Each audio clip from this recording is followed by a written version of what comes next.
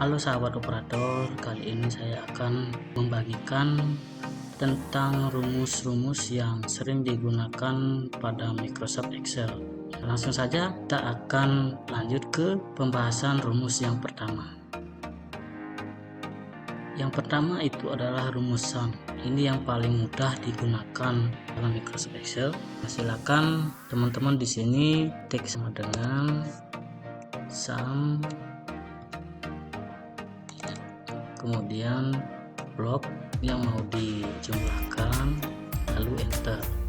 Nah, secara otomatis akan terjumlah secara otomatis di sini. Kalau kita ganti angkanya di sini, jumlahnya juga akan berganti. Nah, kemudian juga berlaku untuk jumlah ke samping atau ke barisnya. Nah, di sini sama saja, teman-teman tinggal klik sama dengan, kemudian sum. Nah, lalu blok angka yang mau dijumlahkan atau kolom yang mau dijumlahkan, kemudian enter. Nah, secara otomatis akan terjumlah. Kemudian yang di bawahnya ini tidak perlu dibuat rumusnya seperti itu, tinggal nanti geser ke bawah. Nah, nanti akan terjumlah otomatis. Nah, begitulah penggunaan sum, teman-teman. Nah, lanjut yang kedua. Yang kedua itu adalah penggunaan average atau rata-rata. Jadi ini digunakan untuk mencari rata-rata dari jumlah nilai yang ada di tabel.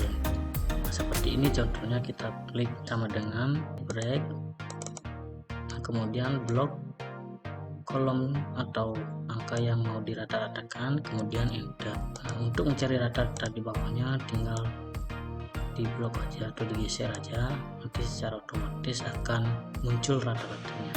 Nah, kemudian kalau untuk menghilangkan komanya ini, teman-teman tinggal klik yang di kanan ini, jadi secara otomatis komanya hilang. Nah, lanjut ke rumus if. Rumus if ini digunakan untuk menentukan predikat sesuai dengan predikat yang telah ditentukan di sini. Nah, bagaimana caranya? Ya, kita menggunakan if. Kemudian sebelum menggunakan if, ingat kita cari dulu rata-ratanya dengan menggunakan rumus average. Nah, di blok, kemudian enter. Seperti tadi, tinggal digeser aja ke bawah, nanti akan muncul rata-rata di bawahnya. Kemudian untuk mencari predikat, teman-teman tinggal nanti buat sama dengan, lalu if. Nah, kemudian klik angka di rata-rata yang ingin dijadikan predikat, kemudian lebih dari, kita ambil dari 89, lebih dari 89, koma, tanda petik, maka itu predikatnya adalah A, tanda petik, tutup, kemudian tanda petik lagi. Nah, di sini isi if lagi,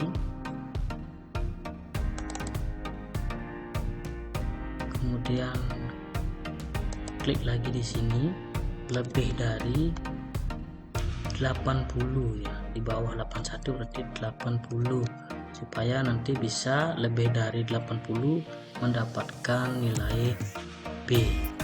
Kemudian koma lagi, buat lagi rumus if. Nah, lalu klik lagi di rata-ratanya, kemudian buat tanda lebih dari lagi. Nah, di sini supaya 70 sampai 80 mendapatkan C, jadi lebih dari 69 supaya dibaca 70-nya. Nah, koma, tanda petik 2, C, tanda petik tutup, koma lagi, buat lagi rumus if, buat kurang dari 70, tanda petik, itu hasilnya D, predikatnya D. Nah, kita cek berapa if yang kita buat, 1, 2, 3, 4. Jadi untuk penutupnya itu dibuat 4 kali, 1 2 3 4, enter. Nah, maka nilai dari 70 karena di sini dapat 80, jadi 70 sampai dengan 80 itu mendapatkan predikat C. Nah, coba kita lanjut untuk geser ke bawah. Di sini kita bisa lihat dari angka 81 sampai 89 itu mendapatkan predikat B. Kita coba 83. Nah, itu berada di rentan 81 sampai 89 mendapatkan predikat B. Kemudian 90 sampai 100 mendapatkan A. Nah, di sini di antara 90 sampai 100 mendapatkan predikat A. Nah, seperti itu penggunaan if. Kita lanjut ke rumus count. Rumus count ini digunakan untuk menghitung jumlah atau banyak data yang ada di kolom maupun baris. Di sini saya akan coba menghitung data berupa angka. Menghitung jumlah data berupa angka berbeda dengan menghitung jumlah data berupa huruf. Nah, jadi kita akan bedakan antara menghitung banyak data dengan menghitung banyak siswa di sini ya. Teman-teman bisa dilihat di sini. Nah, kemudian coba kita buat rumus count. Nah, klik jumlah data yang ingin dicek. Nah, saya cek di IPS, saya blok di sini, kemudian enter. Nah, di sini nanti secara otomatis tercek datanya berjumlah 5. Coba hitung 1 2 3 4 5, jadi genap 5. Nah, untuk mengecek data berupa huruf itu rumusnya sama dengan counter. Nah, di blok nama siswanya, kemudian enter. Jadi terhitung jumlah banyak data siswanya adalah 5. Kita lanjut ke rumus maksimal dan minimal. Di sini kita lihat teman-teman bahwa ada data nama siswa dan nilai yang didapat. Kita akan mencari nilai tertinggi dan nilai terendah. Nah, untuk mencari nilai tertinggi, jadi kita menggunakan rumus max. Itu maksimal. Nah, kemudian kita blok di data yang ingin kita cari nilai tertingginya, kemudian enter. Jadi nilai tertinggi dari mata pelajaran IPS adalah 90. Untuk mencari nilai IPA, matematika, bahasa Inggris dan bahasa Indonesia nilai tertingginya tinggal di sini geser saja. Nah, dia akan mengikuti nilai tertingginya adalah 95 di bahasa Indonesia. Seperti ini. Kemudian untuk mencari nilai terendah kita menggunakan rumus min. Kemudian blok enter. Di sini akan dicek secara otomatis nilai terendah dari mata pelajaran IPS. Untuk menentukan mata pelajaran lain tinggal digeser saja. Nah, secara otomatis akan muncul nilai terendahnya. Nah, di sini juga kalian bisa untuk menggunakan menentukan nilai maksimal atau nilai tertingginya dari semua mata pelajaran dari data siswa AD. Tinggal enter, berarti AD mendapatkan nilai tertinggi 90 di antara mata pelajaran ini. Nah, kemudian nilai terendah AD kita bisa cek min, blok di sini, kemudian enter. Nah, untuk siswa lainnya kita tinggal geser aja ke bawah. Nah, jadi seperti ini caranya menggunakan rumus max dan min. Itu digunakan untuk mencari nilai tertinggi dan nilai terendah. Rumus sampai ini kita gunakan untuk mencari jumlah nilai berdasarkan jenis kelamin. Contohnya seperti ini, kita mencari jumlah nilai laki-laki. Kita gunakan rumus sama dengan, terus ketik santet, kemudian lalu kita blok di sini, koma, jenis kelamin apa yang mau kita jumlahkan. Nah, di sini klik tanda petik L, tanda petik 2, kemudian koma, terus jenis nilai mana yang mau dijumlahkan. Contohnya saya di sini IPS, kurung tutup, tinggal klik enter. Jadi jumlah nilai laki-laki di mata pelajaran IPS adalah 240. Coba kita cek di sini, laki-laki 80 pertama, 85. Nah, jadi 165, kemudian 165, 170, berarti 270. Kemudian untuk mencari nilai perempuan sama rumusnya, tinggal ganti jenis kelaminnya saja. Kita blok di sini, koma, tanda petik 2, B, tanda petik tutup. Nah, sesuaikan di sini nanti. Kalau di sini tulisnya laki-laki, di sini juga dalam tanda petik itu tulis laki-laki. Kalau perempuan, ketik juga perempuan. Tapi kalau di sini hanya dengan satu huruf L dan P, di sini juga dengan satu huruf. Nah, koma, jumlah mata pelajaran yang mau diinginkan, kemudian kurung tutup, enter.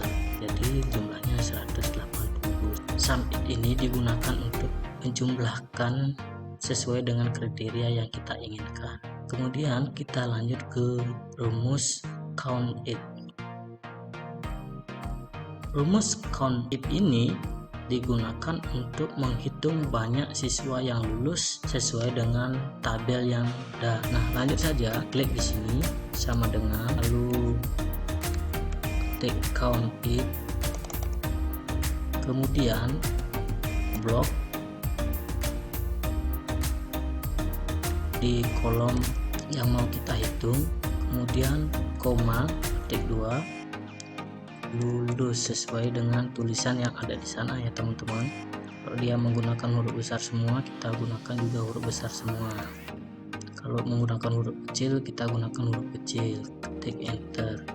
Nah, jadi banyak siswa yang lulus dalam kategori lulus adalah berjumlah 4. Kita cek di sini 1, 2, 3, 4. Nah, kalau kita coba cek yang gagal, sama juga dengan menggunakan rumus count it. Nah, di sini kita blok lagi, kemudian koma, kemudian tanda petik 2, kemudian kita ketik gagal, tanda petik 2, kurung tutup, enter. Jadi jumlah yang gagal itu adalah 1, bisa dilihat sendiri. Kita lanjut ke rumus trim.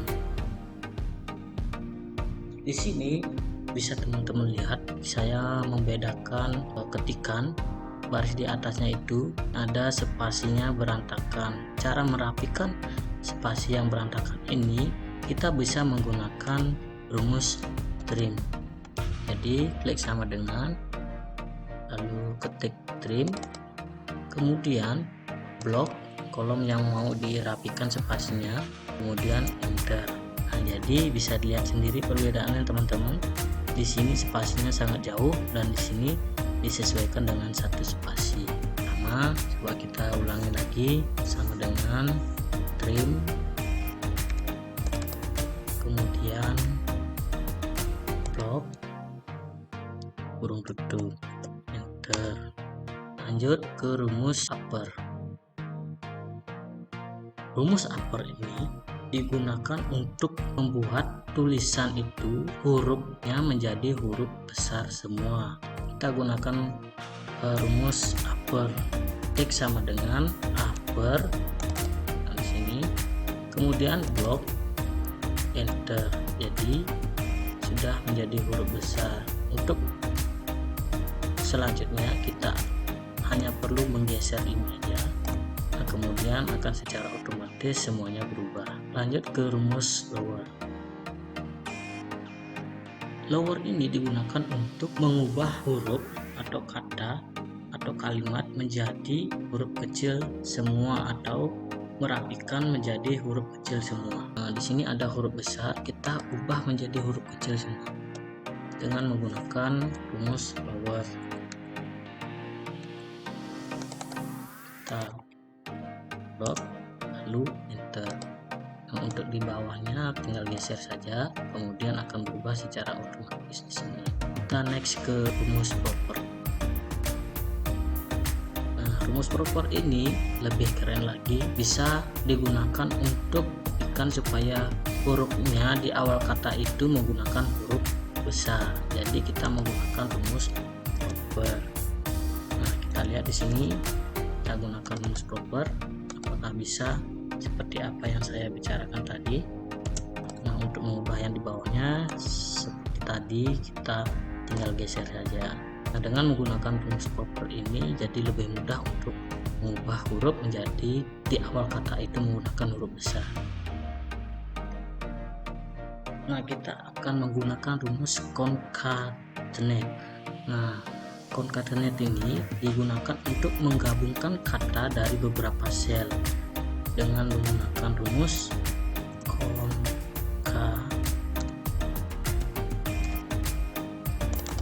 Ya, seperti ini. Kita klik di kolom nama, kemudian boleh aja langsung seperti ini, koma,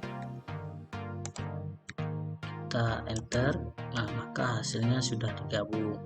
Jadi kalau mau ingin diisi spasi atau diisi tanda kurang atau strip, nah tinggal nanti di rumusnya isi dengan tanda petik, strip, tanda petik, koma, di sini juga diisi, koma, tanda petik, strip, tanda petik,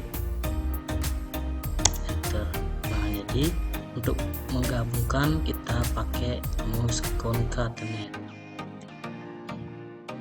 Len ini digunakan untuk menghitung jumlah digit huruf atau angka.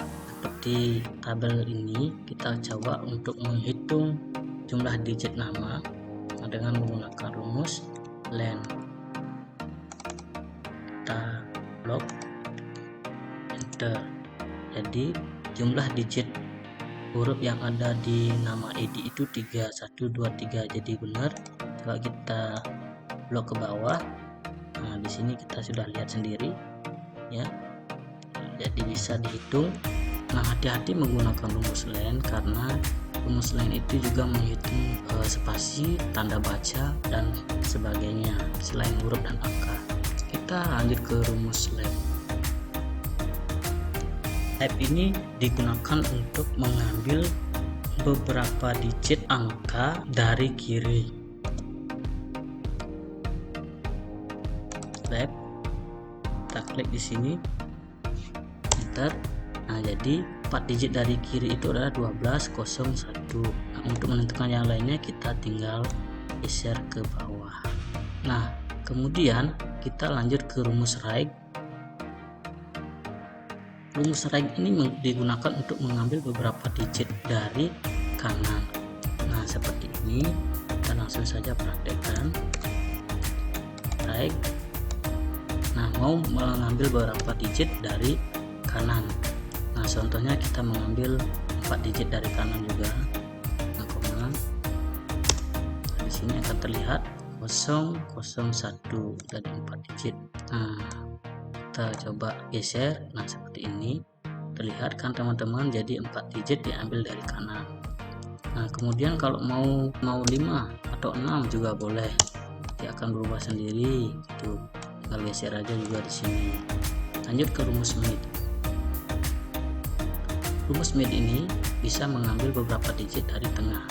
Nah, kita coba menggunakan rumus mid. Nah, kemudian kita mengambil digit dari mulai digit yang mana, nomor berapa, nomor 5. Nah, kita coba nomor 5. Blok dulu ya, blok, kemudian koma, kemudian startnya kita mulai dari nomor 5 ya. Kemudian berapa nomor yang kita mau ambil. Nah, contohnya di sini kita juga mengambil 5 digit, maka dia akan muncul di sini 5 digit yang diambil dari tengah. Dari tengah startnya mulai dari nomor 5, 1 2 3 4 5 ya. Di sini 19.200 ya, itu diambil dari tengah-tengah. sekarang lanjut ke VLOOKUP teman-teman. Nah, jadi rumus VLOOKUP ini adalah rumus yang digunakan untuk mencari data yang mau kita ambil.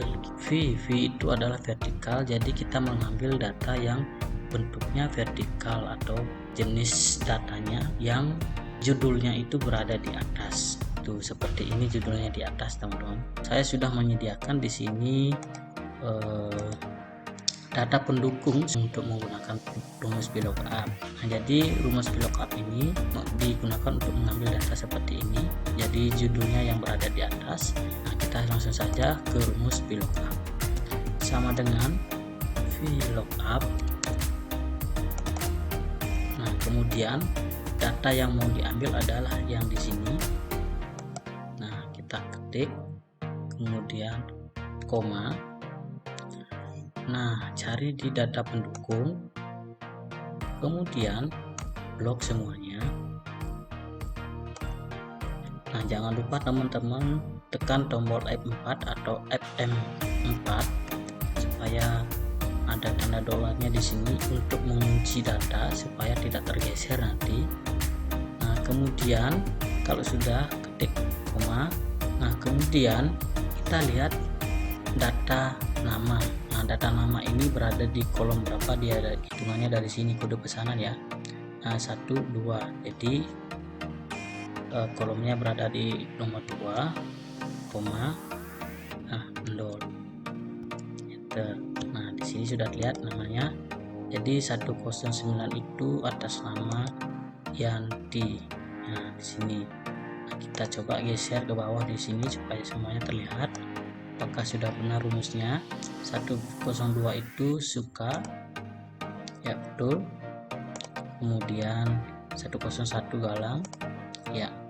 Dan 110 itu dayu. Oke, sudah betul. VLOOKUP ini kita gunakan untuk mengambil data yang berbentuk horizontal. Nah, horizontal yang dimaksud seperti ini teman-teman. Jadi tabelnya itu, nama tabelnya itu berada di samping seperti ini teman-teman. Nah, jadi dia berbentuk horizontal atau berbaris seperti ini. Di tabel ini tidak ada kode pesanan, jadi hanya nama kota. Nah, jadi di sini nanti teman-teman gunakan rumus VLOOKUP, kemudian klik di nama kotanya. Nah, karena di sana tidak ada kode barang, jadi kita hanya menggunakan alamatnya atau nama kotanya, kemudian koma, klik di data pendukung, kemudian blok tabelnya, ingat ya, FN, F4 atau F4 ya. Nah, kemudian koma. Nah, kita cek lama pengiriman itu berada di baris berapa, 1, 2. Jadi kita di sini ketik 2,0, enter. Nah, jadi coba cek di Karangasem, lama pengirimannya adalah ya 1 hari. Jadi betul ya, 1 hari. Kita coba geser ke bawah. Jadi, kenapa di sini ada NA? Coba kita cek di NA.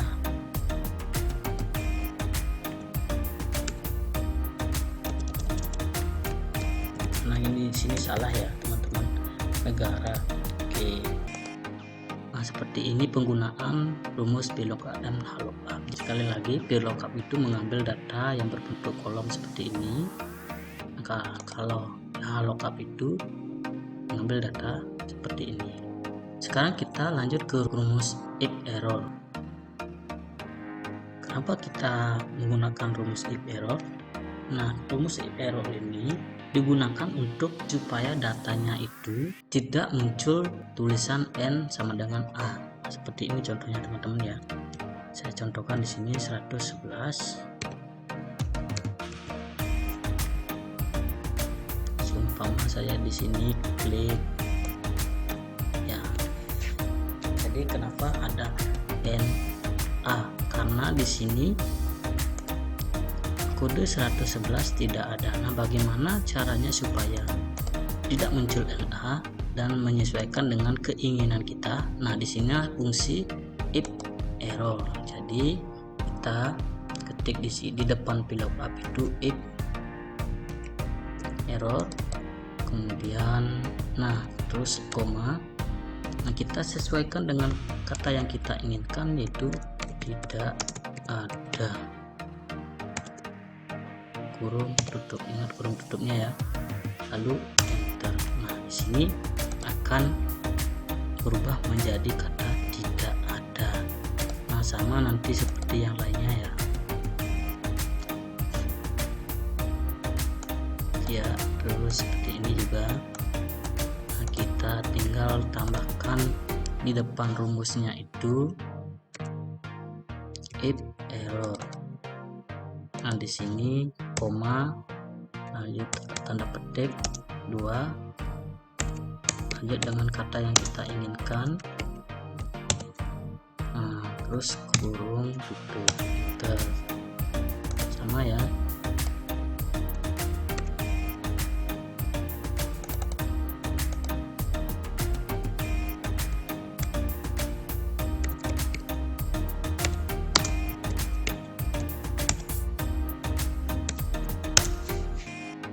Itulah penggunaan fungsi dari rumus if error.